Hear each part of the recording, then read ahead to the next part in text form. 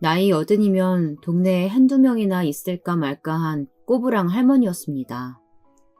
그런데 요즘은 80이면 노인회관에서도 나이든 축에 끼지도 못할 만큼 80대가 아주 허다하더군요. 거기다 허리 하나 굽은 노인네 없이 다들 파마도 하고 염색도 하고 허리도 꼿꼿하니 정정해 보였습니다. 그런데 그 정도로 시대가 좋아졌다고 해도 한 가지 변하지 않는 것이 있더군요. 제 아무리 겉으로 보기에는 다들 정정해 보여도 늙으면 오래된 기계처럼 몸 여기저기 안 망가지는 곳이 없고 멀쩡한 곳이 없었죠. 병원에만 갔다 하면 혈압이 어떻고 당뇨가 어떻고 운동해라 소식해라 을사양반의 잔소리 한 트럭과 약만 한가득 받아오기 마련이었죠. 제가 이런 소리를 다 큰 자식들에게 하면 한 놈도 빠짐없이 그래도 어머니는 모아둔 재산이라도 있으시고 누구 하나 어머니 걱정시키는 자식도 없으니 나름 마음고생도 안 하고 병원비 걱정 안 하지 않냐며 마냥 팔자 좋은 노인네 취급을 하더군요. 하지만 섭섭해도 어쩌겠습니까. 어찌 보면 당연한 일인걸요. 젊을 땐 혹여나 자식들이 어디 가서 기죽을까 뒤도 안 돌아보고 혼자 먹고 사는 것에만 열중해서 사느라 자식들이 무슨 생각을 하고 어떻게 사는지도 돌보지 못한 채 정말이지 오로지 돈만 쫓으며 살아왔으니 이제와 내가 키운 자식들한테 싫은 소리 해봐야 나이 들어 구박이나 받지 싶어 쉬쉬하며 살아왔습니다. 그런데 이게 보통 일이 아니더군요. 결혼 전엔 그래도 제 부모라고 자주 드나들며 제법 제게 신경 쓰는 것도 같더니만 다들 시집 장가들을 가 제 가족들이 생기고 나니 요 녀석들이 아주 눈에 보이는 잔머리들을 굴리더라고요. 젊은 자식들에게 돈 좀 있는 부모는 아주 호구 중에 호구였습니다. 본인들 필요할 땐 언제든 찾아와 도움만 청하면 척척 돈이 나왔고 나이 들어 몸이 좀 힘들다고 해도 가진 게 많으니 집안에 부리는 사람이 많아 굳이 자기들까지 살뜰히 챙길 걱정 없다고 생각하는 것 같더군요. 저는 제 아들들처럼 어린 시절부터 유복하게 자란 것은 아니었습니다. 1940년 광복이 되기도 전에 시골에서 형제 많은 집에 막내딸로 태어난 저는 귀여움은 많이 받고 자라기야 했지만 먹을 게 없어서 굶는 날도 허다한 시절이라 번 돈을 모은다는 건 상상도 못했고 하루 벌어 3, 4일은 버텨야 했어요. 저는 17살이 되자마자 부모님과 떨어져 무작정 서울로 올라왔습니다. 제가 살던 고향에는 돈을 벌만한 일이라고는 씨가 말라 있었거든요. 사실 어린 여자애가 서울에 올라와 할 수 있는 일도 마땅치 않았지만 그래도 저는 스스로를 믿고 있었습니다. 제가 그래도 다른 형제들보다는 손재주가 제법 있었거든요. 저는 서울에 올라오자마자 멋쟁이들이 제일 많이 모여있다는 명동으로 갔습니다. 제가 살던 고향과는 가장 다른 곳에서 먹고 자고 일하고 싶었거든요. 명동에 도착하니 골목골목마다 멋진 마네킹들이 세워져 있었고 남자 양복에 여자들 원피스들까지 옷을 만들어 파는 양장점들이 즐비했습니다. 이곳은 마치 다른 세상 같았어요. 저는 눈에 보이는 대로 옷을 파는 곳이라는 가게에는 모두 다 들어가 본 것 같아요. 처음엔 창피한 것이라고는 없이 당당히 들어갔습니다. 제가 바느질이라면 좀 하는데 혹시 이곳에서 일을 좀 할 수 있을까요? 돌아오는 반응들은 싸늘하기만 했습니다. 저는 바느질만 하면 되는 일에 무슨 학교나 학원까지 다녀야 하나 싶었지만 나중에 보니 보통 양장점 안에서 디자인을 하고 마네킹에 멋지게 옷을 거는 사람들은 보통 서울 명동이나 종로에 있는 학원 출신들이거나 해외 유학까지 갔다 왔다는 사람들까지 있더군요. 제가 그래도 운이라면 나쁘지 않았는지 한 기성복을 파는 가게에서 마침 근처에 공장에서 일을 도울 직원을 구하고 있다고 하더라고요. 사실 좋게 말해서 직원이었지 실상은 당시에 시다라고 부르며 하루 종일 미싱키 앞에 앉아 기계처럼 미싱을 돌리고 디자이너들이나 공장에서 일한 지 오래된 언니들 뒤치다꺼리를 하는 일이었죠. 그래도 공장 숙소에서 먹고 자는 것까지 해결이 되니 버는 돈은 족족 집에 다 보낼 수 있었어요. 그런데 그마저도 고향에 계셨던 부모님이 제가 20살이 되기도 전에 돌아가시는 바람에 몇 년 도와드릴 수 없기야 했지만요.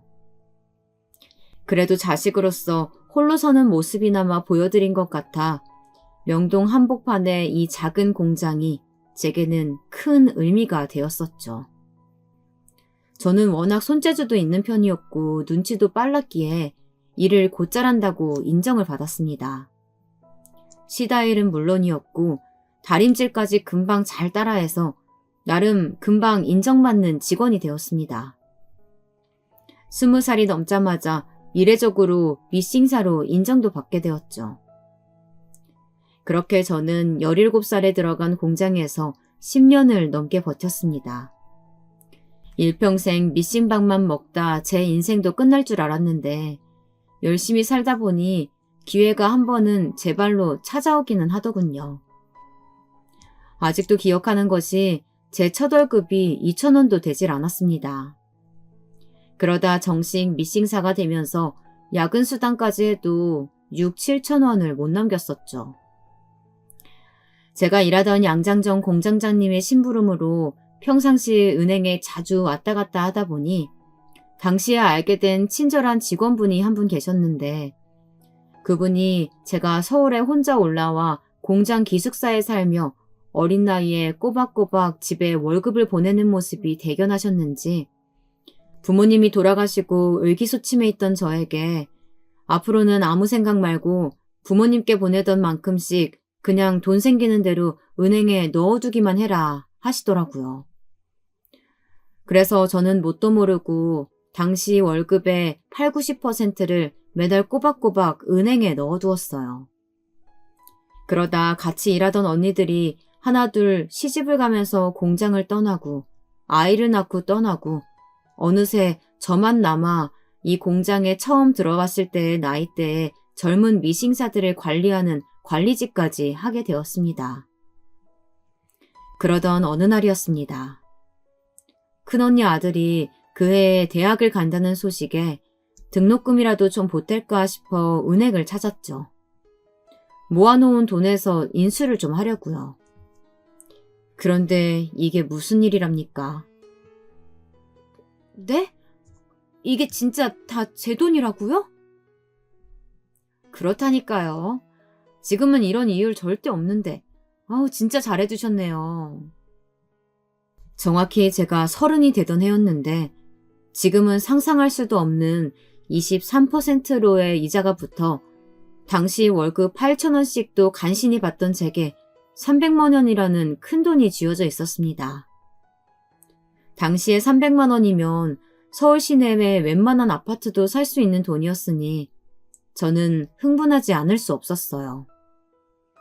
매일 밤마다 잠자리에 들면 이 나이까지 시집도 못 가고 남의 집살이하며 일만 하던 제가 불쌍하다 싶기도 했었는데요. 통장에 적힌 금액을 볼 때마다 기쁨의 눈물이 앞을 가리더라고요. 그렇게 저는 곧바로 서울 시내에 10평대 아파트를 하나 사고 나머지 돈으로 동대문 반지하에 작은 봉제 공장을 차렸습니다. 지금 생각해보면 그 젊은 나이에 무슨 용기가 있어서 그렇게 큰 돈을 덥석 다 써버렸는지 모르겠지만요. 어찌됐든 그래도 30살에 사장님 소리를 듣게 되긴 했네요. 그런데 서울에 떡하니 아파트가 있으면 무얼합니까? 그때부터는 정신 차릴 틈도 없이 공장 일에만 몰두하며 돈 버는 일에만 빠져 지내다 보니 시간이 가는 줄도 모르고 일만 했습니다. 워낙 젊은 나이이기도 했고 결혼도 안 한 처녀였으니 주변에서 제가 잘 될 거라고는 아무도 기대하지 않았죠. 심지어 저희 형제들도 행여나 힘들게 번 돈 날리기라도 할까 걱정들이 이만저만이 아니었습니다. 하지만 저는 해냈습니다. 동대문에 5평도 안 되던 반지하 봉제 공장은 어느새 1층 그리고 지하까지 모두 쓸 수 있는 2층짜리 공장으로 성장했습니다.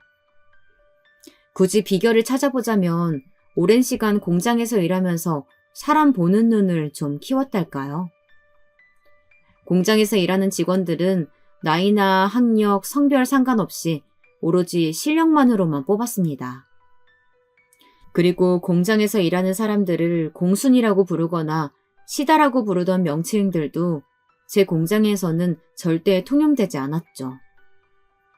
월급은 조금씩이라도 매년 올려주었고 야근 수당은 정직하게 계산했습니다.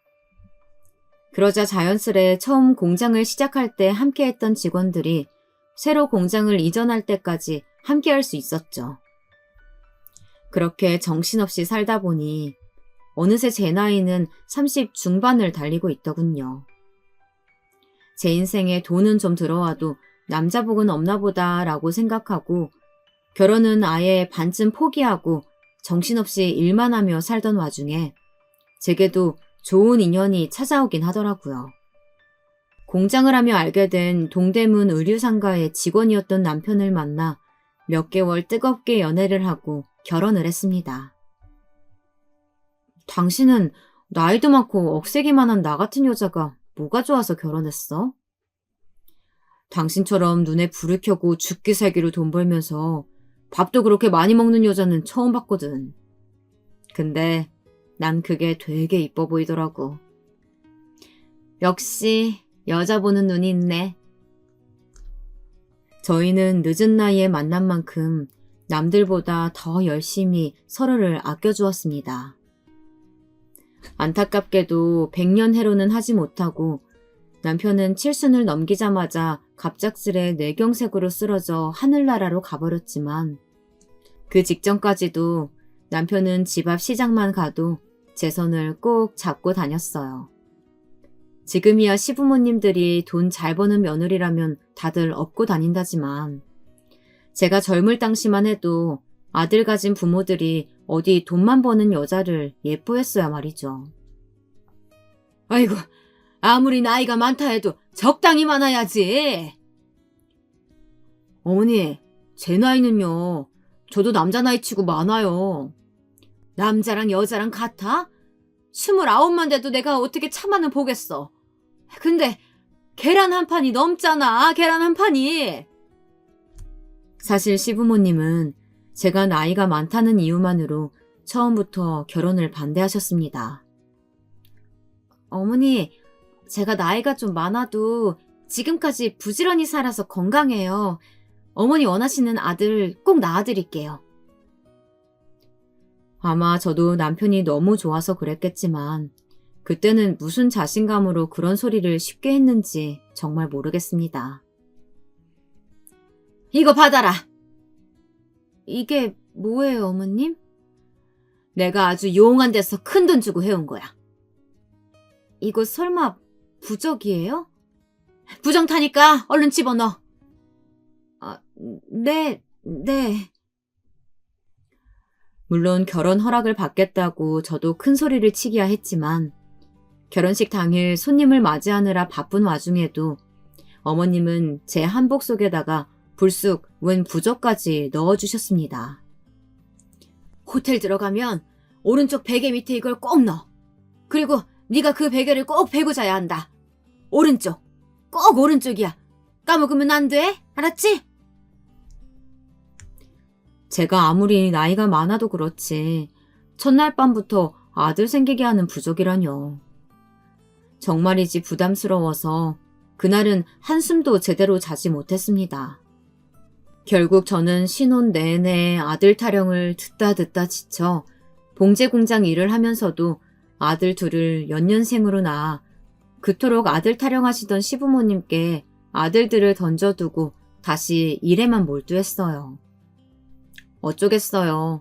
아들들도 너무 예쁘고 사랑스러웠지만 그때 당시만 해도 제 공장엔 제가 없으면 무슨 큰일이라도 날 것만 같았으니까요.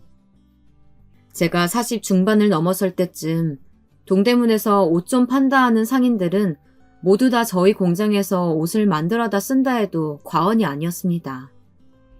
그만큼 제 사업은 번창해 나갔죠. 남편도 어느새 본인이 하던 가게도 접고 제 일을 도와야 할 정도로 바빴으니까요. 그러다 언젠가부터 사람들이 각자 휴대폰을 한 대씩 들고 다니는 시대가 오더니만 모든 게 아주 급변하기 시작하더군요. 제가 하던 봉제 공장과 옷 도매 상인들도 하나둘 사정이 예전 같지 않아지기 시작했고, 그때 저는 이제는 다른 삶을 준비해야겠다 싶었던 시기였습니다. 친한 사장님 한 분이 이제는 힘들게 몸 쓰고 머리 써서 돈 버는 시대는 다 지나갔고 건물 가지고 있는 사람이 진짜 부자라고 하더라고요. 저는 그 말 한마디에 귀가 솔깃해 그 길로 공장을 다 정리하고 가지고 있던 재산들까지 모두 정리해서 친한 공인중개사 언니 소개로 강남에 건물 하나, 마포에 오피스텔 건물 하나를 매입했습니다. 그때도 하나 깨달은 것이 있었죠. 사람이 재산이라는 것을요. 저는 그렇게 나이가 들어갔습니다. 저는 그때까지만 해도 제 인생에 대한 만족도는 과분하다 못해 넘쳐 흘렀습니다. 남편과 자주 해외여행도 다녔고 아들들이 하고 싶다는 일이라면 그게 뭐든 간에 밀어줄 수 있을 만큼의 능력이 됐으니까요.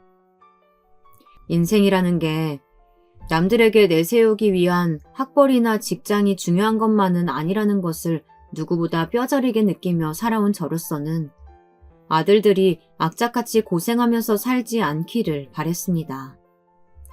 고생이라면 제가 충분히 하면서 살았으니 자식들만큼은 제가 읽어놓은 것들을 평생 누리며 자신들의 인생에 만족하며 살았으면 좋겠다고 생각했으니까요. 물론 아이들이 자랄 때 사진들을 보면 가슴이 욱신거리기는 했어요. 아들 둘을 낳아놓고도 입학식은 물론 졸업식에도 한번 가본 적이 없었고 남들 다 해주는 소풍 도시락 한번 싸준 적이 없었으니까요. 그래도 저는 돈 버느라 좀 챙기지 못했다고 마치 죄인이라도 되는 것처럼 아이들에게 미안한 마음을 갖고 사는 엄마가 되고 싶지는 않았어요. 먹고 싶은 게 있는데 사주지도 못하고 배우고 싶은 게 있다는데 가르치지도 못하는 부모가 되고 싶지는 않았으니까요. 그런데 자식들도 다 장가를 보내고 언제나 제 곁에 있어줄 것만 같던 남편마저 죽고 나자 저는 지금까지 단 한 번도 느껴본 적 없었던 새로운 감정들이 휘몰아치더라고요. 이 넓은 세상에 홀로 덩그러니 남겨진 것처럼 자꾸만 외롭고 순간순간 서러워졌어요. 어머니, 저희 왔어요. 할머니! 아이고, 우리 손주. 식사는 잘 챙겨 드시죠? 이거 저희가 하와이 갔다가 어머니 생각나서 사왔어요. 하와이? 너희 하와이 갔다 왔니? 네. 요즘은 애들이 국내에서 영어 학원만 다녀서는 안 돼서요. 배운 걸 직접 써먹어봐야 빨리 늘죠.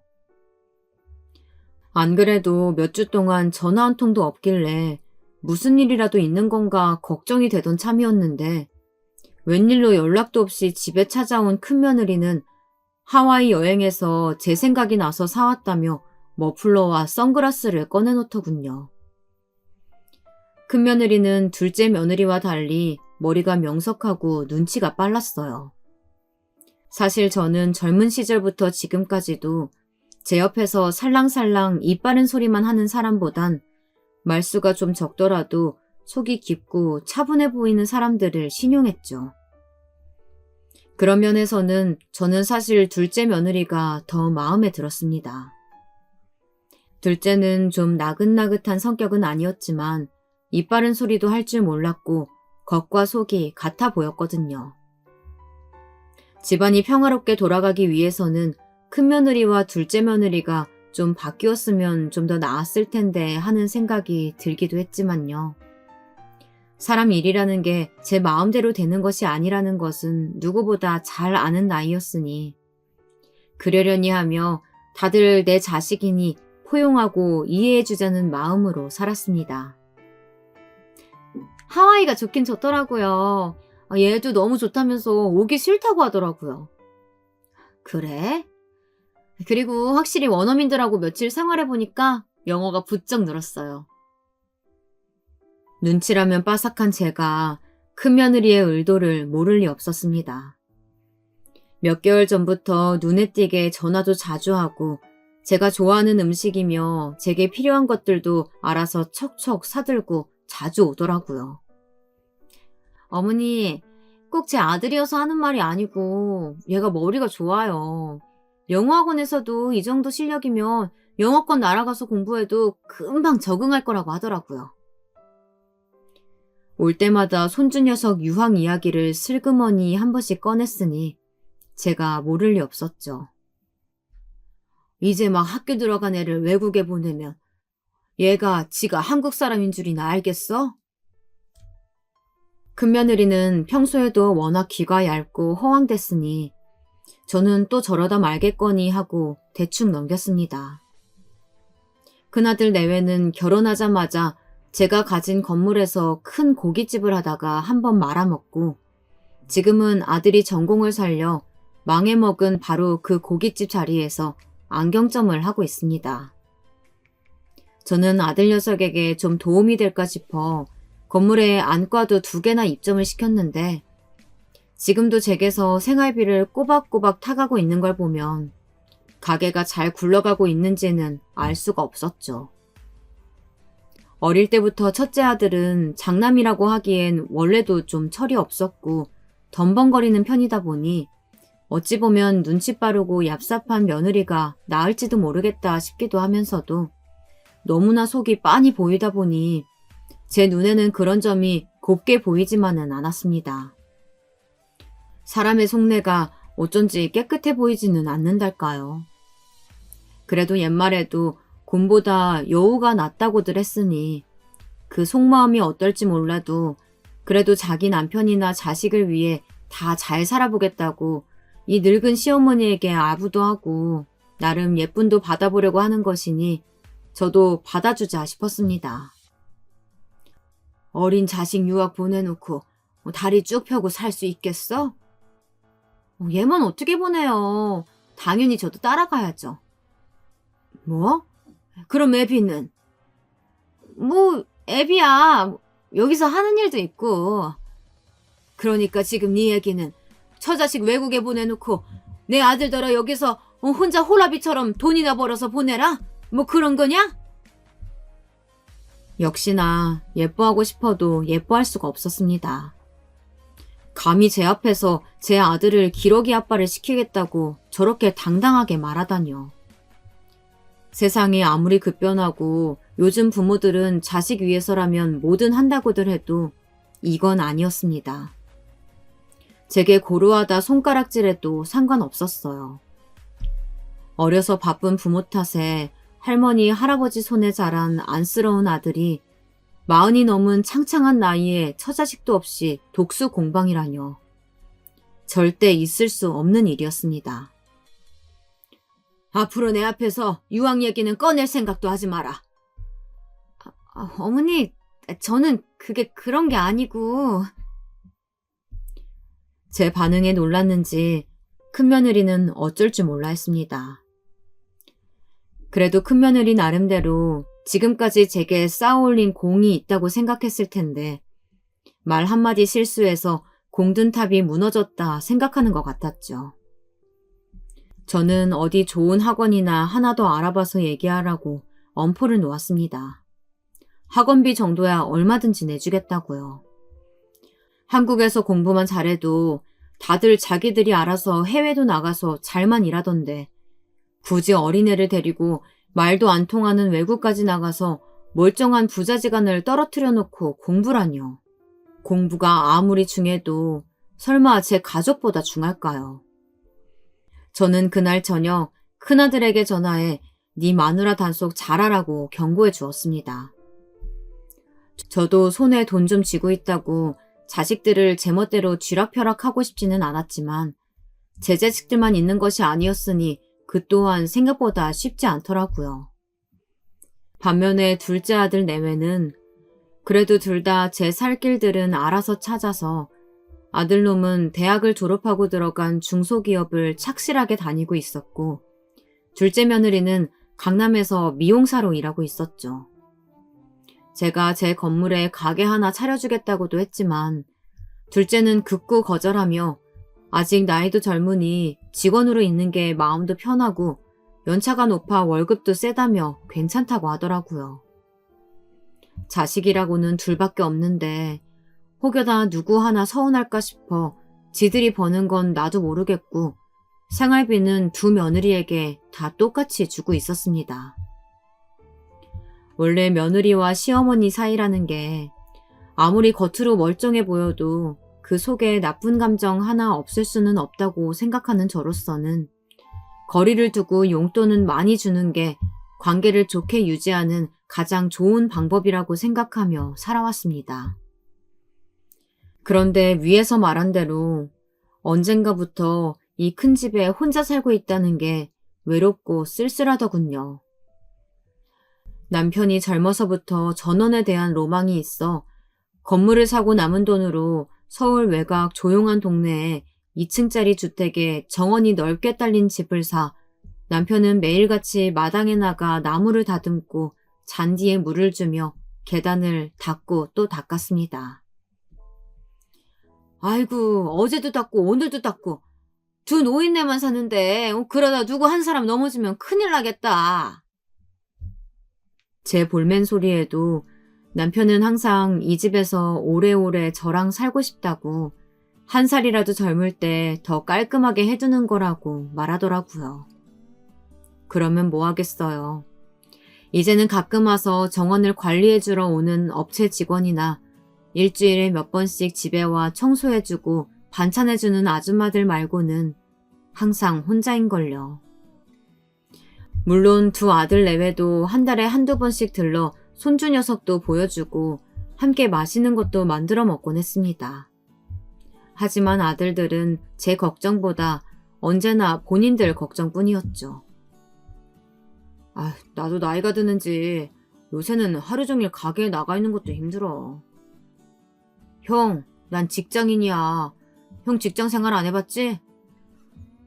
난 내 아래 직원들보다 상사가 아직도 많다. 상사가 적어지면 적어질수록 네 회사 수명도 줄어드는 거 아니냐? 진짜. 하긴 네가 무슨 걱정이야. 회사 그만두면 엄마가 건물 물려줄 텐데. 그치, 엄마. 난 꼭 강남에 있는 거 줘. 알았지? 야, 너 그게 무슨 소리야. 내가 지금 거기서 장사를 하고 있는데. 형은 가게 보증금도 안 내고 평생 엄마한테 빌붙어 있잖아. 그것만 해도 얼마나 번 거냐? 너 말 다 했냐? 엄마, 형은 마포만 줘도 되잖아. 그치? 강남은 나 줄 거지? 조용히들 안 해? 너네는 엄마 늙는 거는 안 보이냐? 혼자 사는 늙은 애미한테 오랜만에 놀러와서 한다는 소리가 그런 헛소리들밖에 없어? 동생이라는 자식이 자꾸 형한테 덤비잖아요. 으이그, 엄마도 겉만 이렇지 요즘은 혼자 계단 내려오기도 벅차. 소화도 잘 안 되는 것 같고 무릎은 왜 이렇게 또 쑤셔댔는지. 엄마가 어디가 늙어. 소리 지르는 거 보니까 아주 정정하구만. 엄마, 그래서 강남은 누구 줄 건데? 뭐야? 이 자식들이 정말. 속이 터지다 못해 아주 문드러지는 것 같았습니다. 어떻게 제 속으로 낳은 자식들이지만 하나같이 다 저 모양일까요? 제가 같이 살자는 것도 아니고 그냥 남들처럼 자식들에게 조금이나마 기대서 따뜻한 말 한마디 들어보려고 한 것이었는데 오히려 화만 치밀어 오르고 금방이라도 화병으로 몸져 눕겠더라고요. 집에 일해주러 오는 아줌마들도 그렇고 주변에 나에 대해 잘 모르는 사람들도 다들 그 큰 집에서 여든 바라보는 할머니가 어떻게 혼자 사냐며 걱정들을 하는데 내 배 아파 낳은 자식들이라는 놈들은 애미가 늙어가는 것은 보이지도 않고 하루라도 빨리 재산이나 정리해서 주길 바라는 눈치였습니다. 물론 저도 절대 자식들에게 패 끼치는 짓은 하고 싶지 않았어요. 요즘 여든이 어디 옛날 여든처럼 꼬부랑 할머니도 아니었고, 저는 매년 받는 건강검진에도 문제랄 것 없이 건강했으니까요. 남들 다 먹는 그 흔한 콜레스테롤이니 당뇨니 약 하나 먹는 게 없었습니다. 그런데 아무리 그래도 자식들이라는 놈들이 어떻게 자기들 마누라의 손주까지 있는 앞에서 아직도 돈 가지고 저리 싸워댈까요? 40년을 살면서도 돈 걱정 한번 해본 적 없는 녀석들이 말입니다. 사실 제가 살아봐야 몇 년이나 더 살겠습니까? 저도 더 이상 저렇게들 원하는데 자식들 소갈이 안 시키고 일찌감치 줄 수 있는 거 다 정리해서 주고 편하게 사는 모습 보면 좋죠. 그런데 어쩐지 제가 이거라도 쥐고 있지 않으면 이 녀석들이 제 얼굴조차 보러 오지 않을 것 같다는 마음이 들었습니다. 딸이라도 하나 있었으면 일이 허전하고 외롭지 않았을까 싶은 마음이 들기도 하다가도 어쩌면 녀석들 어릴 때 제품에 안아 키우질 않아 어미정을 모르는 건가 싶기도 했습니다. 엄마, 맛있지? 내가 엄마 주려고 저기 유명한 데서 사왔다니까. 아이고, 우리 작은 아들이 웬일이래? 내가 엄마를 이렇게 생각한다니까? 형은 이런 거 안 사오지? 또 시작이다. 여기서 형 얘기가 왜 나와? 엄마도 잘 생각해봐. 형은 한번 망해먹은 적이 있잖아. 나는 이렇게 성실하게 회사 생활하는 거 보면 몰라? 얼마나 성실한지? 아유, 그렇지. 이게 아주 속셈이 따로 있었지. 아니, 나야 엄마 보고 싶어서 왔지. 도대체 언제 철들래? 이혜미는 너네 나이에 건물을 샀어. 알죠. 우리 어머니 대단하신 거. 그런 얘기나 듣겠다고 한 이야기가 아니었는데 제 아들 녀석들이었지만 정말이지 철딱선이라고는 없었습니다. 그러던 어느 날이었습니다. 제가 아무리 이 나이에도 특별히 아픈 것 없이 건강한 체질을 타고나기야 했다지만 몇십 년을 그 어두운 지하에서 밥 먹는 시간을 빼고는 하루에 10시간씩 매일 앉아 미싱을 돌렸으니 허리와 무릎, 손목, 온몸의 뼈란 뼈들이 날씨만 굳으면 시리고 저려왔어요. 앉았다가 일어나는 것도 힘들 정도로 말이죠. 그날은 새벽부터 비가 내려서 컨디션이 좋지 않아 내내 위층에 누워만 있었는데요. 배가 좀 고픈 것 같아서 아래층으로 내려오다 그만 발을 헛디뎌 그대로 굴러떨어지고 말았습니다.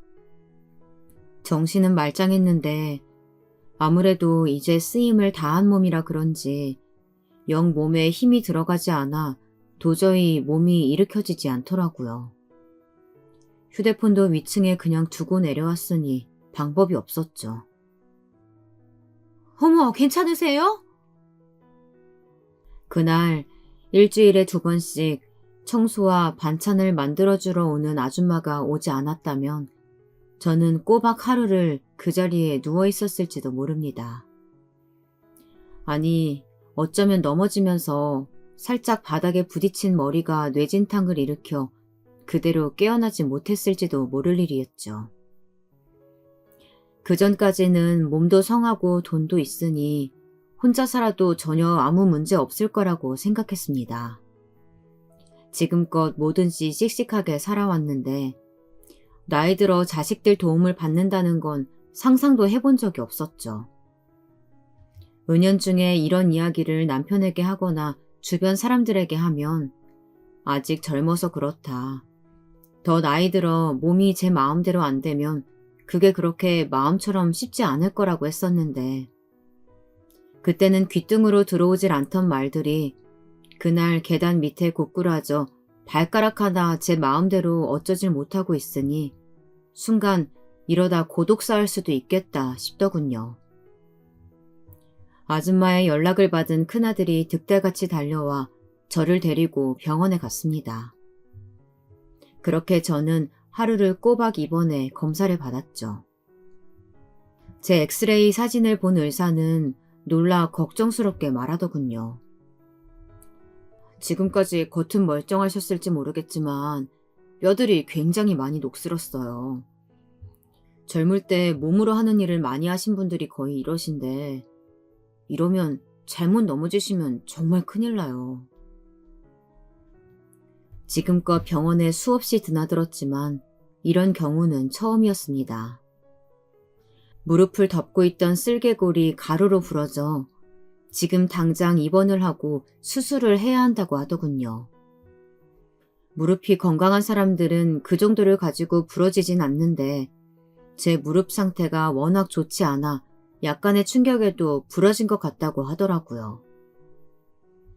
저는 그날 바로 입원을 하고 이런저런 검사들을 받았습니다. 남편이 죽기 전까지는 항상 둘이 병원을 함께 다녔으니 자식이라고 해도 병원에 한번 따라와 본 적이 없었던 큰아들은 이런 경험이 처음이라 어쩔 줄 몰라 하며 우왕좌왕하더군요. 여기저기 접수대를 돌아다니며 간호사들을 붙잡고 있는 아들을 보고 있자니 부모가 나이 들어 괜히 고생을 시키는구나 싶어 미안한 마음이 들었어요. 잠시 뒤 병원에 올라가자 손주를 친정에 맡기고 큰며느리가 왔더라고요. 제가 제일 좋아하는 과일을 이것저것 예쁘게 잘라서요. 입맛이 없어 조금 먹다 고단했는지 금방 잠이 들었습니다. 그런데 병실 밖에서 잠결에 이런저런 이야기 나누는 소리가 들려 잠에서 깼습니다. 목소리를 들으니 둘째 내외도 온 것 같았어요. 그리고 제가 수술을 받고 나서도 일주일 정도는 입원해야 하고 퇴원을 해서도 아무래도 곧바로 거동이 힘들 수 있으니 계단이 있는 집에서 지내시기에는 무리라는 이야기들을 하는 것 같더군요. 저희는 아무래도 매일 출근해야 하고 우리 집보다는 그래도 형님 댁이 훨씬 넓으니까 당연히 형님 댁으로 모셔야죠. 나 요즘 형네 가게도 자주 나가고 애도 아직 어려서 정신없어. 그럼 아무도 없는 빈집에 어머님을 혼자 계시게 둬요? 동서는 어머님한테 꼬박꼬박 생활비도 받았으면서 자기 하고 싶은 일까지 다 하고 명절 때는 항상 뒷전이더니 어쩜 이런 상황에서 본인만 생각해? 자기 하고 싶은 일이라뇨. 어머님께서도 평생 일하셔서 은근 며느리 일하는 거 좋아하시니까 저도 어쩔 수 없이 하는 거죠. 그리고 어머니 성격에 애도 아직 없는 제가 일 안 하고 집에서 놀고 있으면 저 가만히 두시겠어요? 하긴 그건 그래. 나도 애 때문에 정신 없는데 일 안 한다고 툭하면 이거 해와라 저거 해와라 시도 때도 없이 불러내시잖아.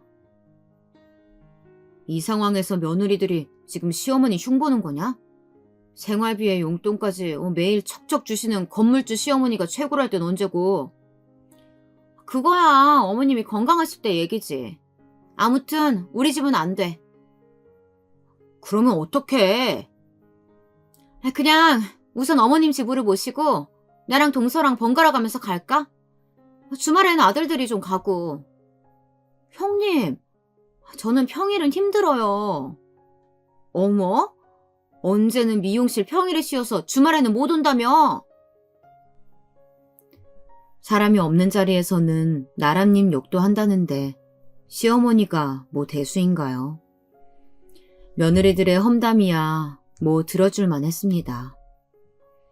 그런데 내가 지금 당장 자기네들 집에 가겠다고 한 것도 아닌데 왜 자기네들끼리 북치고 장구치고 난리인지 모르겠습니다. 제가 돈이 있는데 어디 할 짓이 없어서 며느리들 시중까지 들게 할까 봐요. 지금껏 잔소리 안 하고 어떻게든 하나라도 덜 신경 쓰게 해주려 나름 노력하며 살았는데 저렇게들 서로에게 미루며 절 귀찮아하는 모습을 보니 서운하면서도 은근 괘씸하더군요. 내가 알아서 할 테니까 다들 걱정하지 마라. 어머니. 제가 다 듣고 있었다는 사실을 알고 나니 좀 민망하기는 한지 아들 녀석과 며느리들은 얼굴이 새빨개져 있더군요. 헛소리 하지 말고 간병인부터 얼른 알아봐. 태어나고도 우리 집에 와서 도와줄 수 있는 사람으로.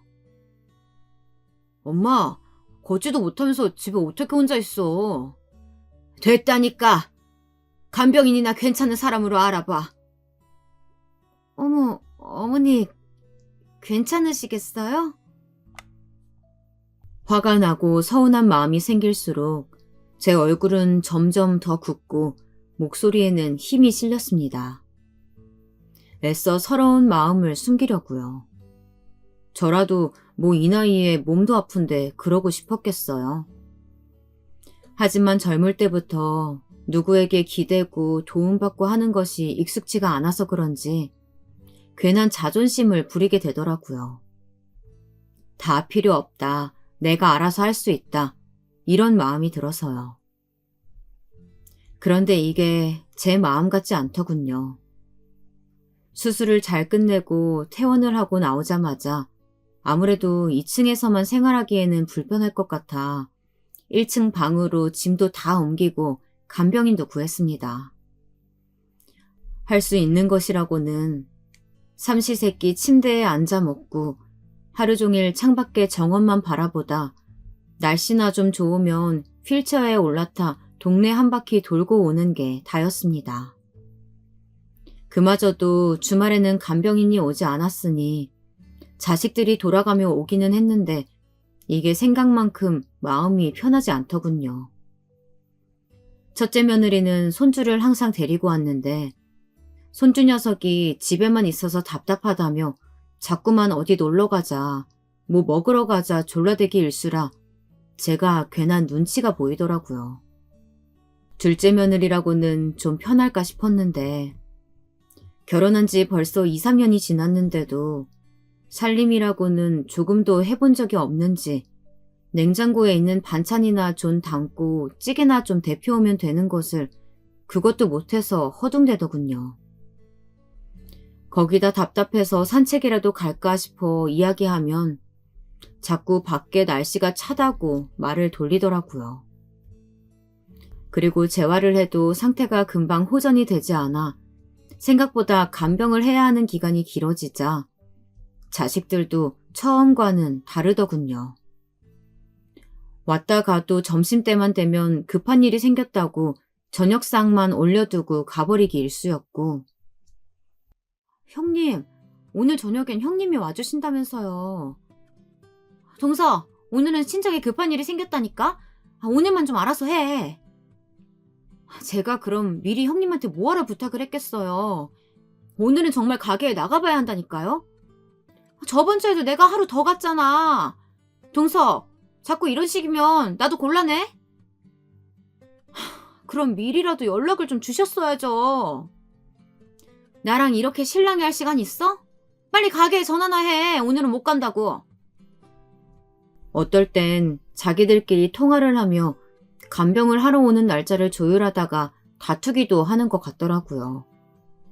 저도 이제 늙었는지 막상 또 그런 모습을 보고 있자니 미안하고 안쓰러운 마음이 들었습니다. 젊은 사람들이 주말에 얼마나 하고 싶은 게 많겠어요. 저는 그래도 항상 자식들이 올 때마다 미안하고 고생했으니 언제나 용돈을 쥐어주었죠. 제가 할 수 있는 것이라고는 항상 그것뿐이었으니까요. 그런데 그것도 처음에는 며느리들이 좋아하는 것 같더니 기간이 길어지자 그마저도 귀찮은 듯 보였죠. 그런데 그게 뭐 며느리들 잘못이겠어요? 제가 친부모도 아닌데 그 정도만 해줘도 저는 고맙다 싶었습니다. 못된 건 제 아들놈들이었죠. 처음에는 그래도 지들 마누라 따라 한 번씩 얼굴은 비추던 아들놈들이 언제부턴 다 지 마누라들한테 떠넘기고 오지도 않더군요. 다들 일이 바쁘다는 핑계를 대면서요. 저는 그제야 정신이 번쩍 들었습니다. 제가 자식들을 잘못 키워도 아주 된통 잘못 키웠다는 걸요. 그래봐야 제가 집에서 꼼짝도 못하고 있었던 게 고작 두어 달이었습니다. 제가 평생을 일해 번 돈이며 건물들이 마치 당연히 자기들인 것처럼 평생을 마음대로 펑펑 쓰고 대놓고 빨리 달라 염치 없이 굴어들 때는 언제고, 제 아들놈들이라는 놈들은 고작 80이 넘은 노모를 한 달도 제대로 모시지 못하는 못난 놈들이었습니다. 이제 좀 무릎이 회복돼서 그래도 집안에서만이라도 이동을 할 수 있게 되자 저는 주말에 오던 며느리들에게 이제 그만 와도 된다고 했습니다. 어차피 마음에도 없는 대리효도 저도 받고 싶지 않았거든요. 아이고, 속상하겠네. 그러니까 아주 자식 키워봐야 소용없어. 내가 아주 이 녀석들 버릇을 고쳐놓을 거라니까. 병문안을 온 친구에게 저는 지금까지 있었던 일에 대해 이야기하며 제가 아들들을 아주 잘못 키웠다 하소연을 했습니다. 그러자 친구는 요즘 애들은 우리 때랑 사고방식 자체가 다르다면서 웬만해서는 버릇 고치기 어려울 거라고 하더군요. 그래서 내가 다 수가 있어. 친구의 말이 맞았어요. 저처럼 재산을 꾹 쥐고 있는 노모도 한 달 거동 좀 불편하다고 그렇게들 귀찮아하니 말입니다. 저는 자식들에게 본때를 보여줘야 할 것 같아 결단을 내렸습니다. 지들이 제 자식이라는 이유만으로 제가 가진 모든 재산을 당연하게 받을 수 없다는 걸 보여줘야겠다 싶었죠. 저는 그 길로 예전 공장을 할 때부터 저를 도와주었던 변호사를 불렀습니다. 그리고 결전의 날이 밝았죠. 바로 제가 무릎을 모두 다 회복하고 난 이후의 명절날이었습니다. 오랜만에 두 아들과 며느리, 손주까지 모두 다들 저희 집에 모였죠. 저희 집은 명절이라고 해서 특별히 하는 것이 없고 간단히 남편이 좋아하던 음식들만 준비해 제사상을 올리곤 했습니다. 아들들은 병풍을 꺼내고 있었고 며느리들은 미리 준비해둔 음식들을 꺼내 제기에 올리고 있었습니다. 저는 다들 정신없이 바쁜 틈을 타 작전을 개시했죠. 어머 여보, 이리 나와봐요. 우리 애들이 아주 맛있는 걸 많이 차려놨네. 어머니, 지금 뭐라고 하셨어요? 너희는 이렇게 맛있는 걸 많이 했으면 시아버지부터 좀 챙겨드리고 그래야지. 엄마, 왜 그래? 우리 지금 병풍 꺼내는 거 안 보여? 병풍? 병풍은 왜? 어머님, 저희 지금 아버님 제사상 차리고 있잖아요. 제사상? 너희 지금 무슨 소리야? 너희 아버지 방에 계시잖아. 제 어눌한 표정과 뻔뻔한 말투에 자식들은 모두 다 귀신이라도 본 듯한 얼굴이었습니다. 다들 입을 쩍 벌리고 있더군요. 지금 무슨 연극을 하고 있는 거냐고요? 놀라실 필요 없어요. 저는 아주 멀쩡하거든요. 좀 치사하긴 해도 제가 생각해낸 수가 바로 이것이었습니다. 치매에 걸린 노인처럼 굴어서 어느 자식이 제게 진심을 다하고 위하는지 확인해보고 싶었거든요. 제가 아무것도 모르는 어린아이처럼 변해버리면 더 이상 재산 좀 더 받겠다고 제 앞에서 연기할 필요는 없을 테니 진짜 모습을 보이겠다 싶기도 했고요. 이번에 변호사를 불러 유산 상속에 대한 유언장도 새로 작성했습니다. 물론 저도 웬만하면 두 아들과 며느리들에게 공평하게 나눠주고 싶었습니다. 하지만 최근 일을 통해 느낀 것이 하나 있다면 제가 죽기 전에 재산이라도 자식들에게 다 뺏기고 나면 앞으로 남은 제 여생이 너무나 쓸쓸하고 외로울 것 같다는 생각이 들었습니다. 뭐 사실 이제 와서 눈물 나는 효심을 바라는 것은 아니었어요. 지금까지는 좀 철없이 철부지로 살아왔대도 그래도 명색이 하나밖에 없는 어미가 하루아침에 아무것도 할 줄 모르는 어린애로 변해버린다면 자기들도 조금이나마 느끼는 것이 생겨 지금까지와는 다른 모습을 보여주기를 바라는 마음이기도 했습니다.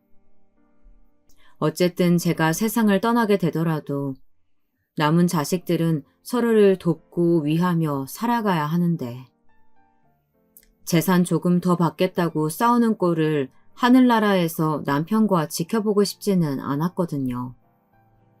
그렇게 되면 저도 먼저 간 남편을 볼 낯이 없었으니까요. 형, 엄마 좀 이상하지 않아? 그러니까 아까는 뜬금없이 나더러 어디 사냐고 묻더라니까? 아주버님께도 그러셨어요? 아까는 저더러 다른 사람 이름을 부르시면서 어머님은 잘 계시냐고 하시더라니까요. 아시잖아요. 저희 엄마는 저 어릴 때 돌아가신 거. 아무래도 어머님 이상해요. 역시나 그날 밤 제가 침실로 돌아가고 얼마 지나지 않아 자식들은 모여 긴급회의라도 하는 눈치더라고요. 이상하긴 뭘 이상해. 왜? 동서는 어머님이 치매라도 걸리셨을까봐 걱정돼? 그럼 형님은 걱정 안 되세요? 그래 여보, 나도 좀 걱정되던데. 아, 형님 설마. 뭐가? 어머니 치매 걸리신 게 오히려 잘 됐다고 생각하시는 거 아니죠? 뭐? 이 김에 어머니 요양원에 보내고 재산 다 빼돌리자 뭐 이런 거 아니냐고요. 자기야, 요양원은 너무했다. 요양원이 뭐 어때서? 그럼 자기가 회사 그만두고 어머님 모실 거야? 아, 그거야 아니지만 요즘 요양원이 얼마나 좋은데. 알아서 간병해주는 사람 있지. 밥도 꼬박꼬박 나오지. 웬만한 호텔보다 낫다니까? 그런가? 정말이지 더 이상 둘째 며느리의 말을 들어줄 수가 없었습니다. 평소 말수도 적고 생활력이 강해 욕심 많고 과소비 심한 큰며느리보다야 낫다고 생각했는데 제가 아주 잘못 생각한 것이었습니다. 아들들이 먼저 꺼내기도 전에 미리부터 요양원 얘기를 꺼낸 것도 모자라서 제 아들들을 부추기기까지 하다뇨. 너무 화가 나서 도저히 참지 못하고 제가 방문을 열고 나가려던 바로 그때였습니다. 동서, 미쳤어? 무슨 그런 소리를 해? 네? 뭐가요? 요양원이라니. 어머님이 얼마나 건강하신데 그런 소리를 하냐고. 아니, 형님도 아까 분명히 보셨잖아요. 어머니 이상하시긴. 연세 드시면 가끔 그럴 수도 있는 거지. 아무리 연세가 있으시다고 해도 치매 검사라도 한번 받아보시는 게. 동서, 이제 보니까 동서 무서운 사람이었네. 걱정하지 마. 어머니 치매면 내가 다 알아서 모실 테니까. 저는 정말이지 너무 놀라서 순간 눈물이 왈칵 올라왔습니다. 사람 보는 눈 하나만큼은 좋다고 자부했었는데 제가 너무도 아둔했나 봅니다. 조금 제 마음에 들지 않는다고 해서 지난 10년 동안 맏며느리와 시어머니로 살면서도 알게 모르게 싫은 소리도 많이 하고 그 잘난 돈 좀 준다고 귀찮게도 많이 했는데요. 저렇게까지 제 생각을 하고 있을 거라고는 생각지도 못했어요. 저는 그날 이후 큰며느리가 다시 보였습니다. 그리고 큰며느리도 그날 제 행동이 걱정됐는지 매일같이 집으로 찾아오더라고요. 제가 좋아하는 반찬은 물론이고 주말마다 저를 데리고 여기저기 나들이도 시켜주었습니다. 그리고 전보다 훨씬 더 살갑게 굴더라고요. 정말 아픈 부모를 간병하듯이 말이죠. 반찬 해주는 아줌마도 있는데 뭐하러 이렇게 매일 해와 힘들게. 반찬 이모 이제 오시지 말라고 했어요. 그래? 뭐하러? 어머님 연세도 있으시고 앞으로는 제가 이모 오시던 만큼 올게요. 반찬도 반찬이지만 어머님 걱정도 돼서요. 큰며느리는 그때 계단에서 굴러떨어진 게 마음이 쓰였다면서 손주도 이제 좀 컸고 앞으로는 자신이 제게 좀 더 신경을 쓰겠다고 하더라고요. 제가 마음 상할까봐 정신줄이 왔다 갔다 한다는 얘기는 꺼내지도 않고 말이죠. 큰며느리가 이렇게나 마음 씀씀이가 큰아이인지 미처 몰랐었던 지난날이 후회되더군요. 힘 있을 때 더 잘해줄 걸 그랬다 싶었고요. 제가 앞으로 몇 년이나 더 살지는 몰랐지만 그래도 제가 유언장에 쓴 대로 앞으로 저를 더 살뜰히 챙겨줄 큰아들과 며느리에게 지금이라도 당장 제가 가진 모든 재산을 주기로 마음을 먹었습니다. 둘째에게는 앞으로도 주던 대로 생활비만 매달 주는 것으로 하기로 했죠.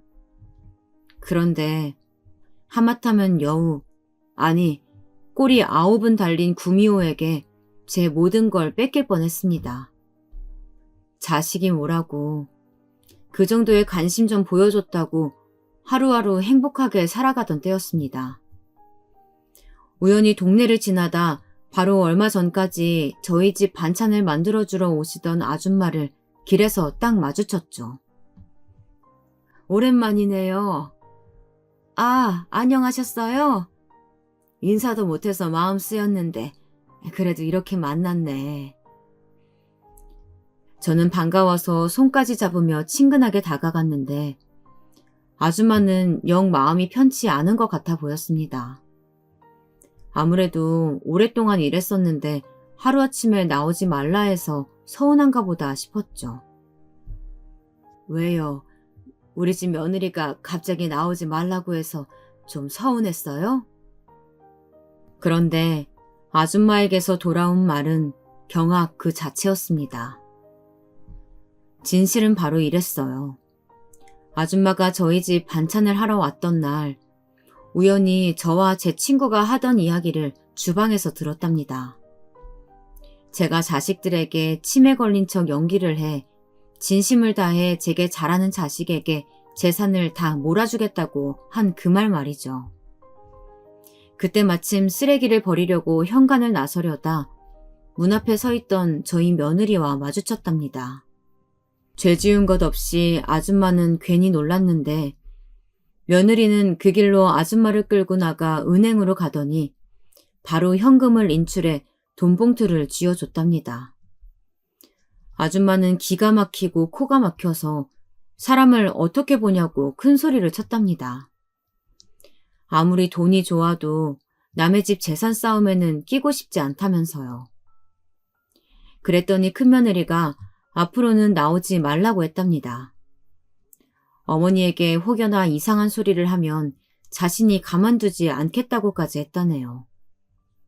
저는 그 자리에 그대로 주저앉아 버리고 말았습니다.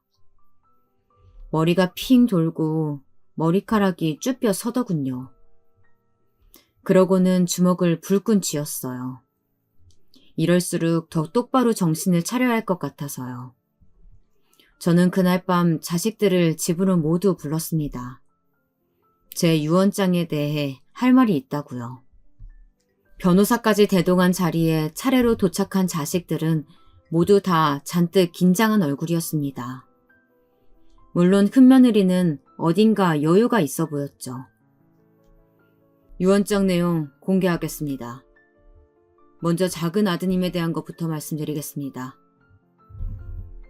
변호사의 한마디에 모두들 침을 꼴깍꼴깍 넘기는 소리가 나더군요.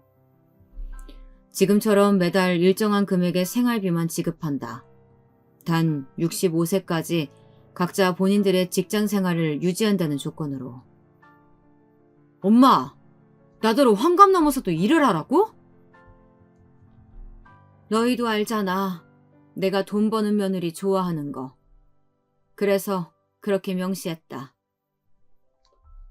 엄마, 그럼 나 건물은? 건물은! 저는 칭얼칭얼거리는 둘째 아들은 신경 쓰이지도 않았습니다. 큰며느리의 표정만 확인하느라고요. 역시나 피식 입가에 미소가 번져 있더군요. 큰아드님도 지금처럼 어머님의 건물에서 보증금 없이 안경점을 운영하시면 됩니다. 네? 그게 끝이에요? 단, 그것도 큰며느님과 이혼하신다는 조건에서입니다. 네? 이혼이라니, 그게 무슨 소리예요? 그리고 어머님께서 돌아가신 이후에 재산은 모두 다 사회에 환원하신답니다. 제 유언장 낭독이 끝나자마자 아들들과 며느리의 울부짖는 소리들이 저희 집에 울렸습니다. 그리고 잠시 뒤 문을 열고 반찬을 만들어주던 아줌마가 들어왔죠. 아줌마가 어머니께 다 일러 바쳤어? 큰며느리는 다짜고짜 아줌마에게 달려들어 멱살을 잡으려 했지만 변호사가 말렸습니다. 네가 아주 건물 하나 받겠다고 정신줄까지 아예 놔버렸구나. 어머니, 그런 게 아니라 제가 잘못했어요. 네? 어머니 저 아시잖아요. 제가 지금까지 어머니한테 얼마나 잘했는데요. 저는 며느리뿐만 아니라 자식이라면 아주 꼴도 보기 싫었습니다. 저는 그 길로 자식들을 모두 다 돌려보내고 현관 번호키 번호도 바꿔버렸습니다. 그랬더니 이 녀석들이 하루가 멀다 하고 찾아와 문 앞에서 아주 애걸복걸을 하더라고요. 엄마 나야. 우리 집 장남. 문 좀 열어봐요. 어이구, 가게 일로 바쁘신 양반이 이 먼 곳까지 어떤 일이시래? 난 볼 일 없으니까 앞으로는 찾아오지 마세요. 어머니, 저예요. 형님 때문에 얼마나 놀라셨겠어요. 앞으로는 제가 이 집 유일한 며느리로서 어머님 열심히 모실게요. 아니, 저희가 아예 이 집에 들어와서 어머님 살뜰히 모실게요. 유능하신 미용사님께서는 빨리 출근이나 하세요. 자꾸 이렇게 멋대로 찾아오면 경비팀 불러서 다 끌고 가라고 할 테니까 다신 찾아오지 마시고요. 저는 현관뿐만이 아니라 대문까지 새로 공사해 경비 시스템까지 몽땅 다 바꿔버렸습니다. 자식들은 이 집에 얼씬도 하지 못하게요. 그랬더니 변호사한테까지 찾아가서 아주 귀찮게 하는 것 같더라고요. 저는 곧바로 유언장에 새 조항을 하나 더 만들어 넣었습니다. 지금 받은 것에서 조금이라도 더 욕심을 냈다가는 갖고 있던 것마저도 모두 회수하겠음.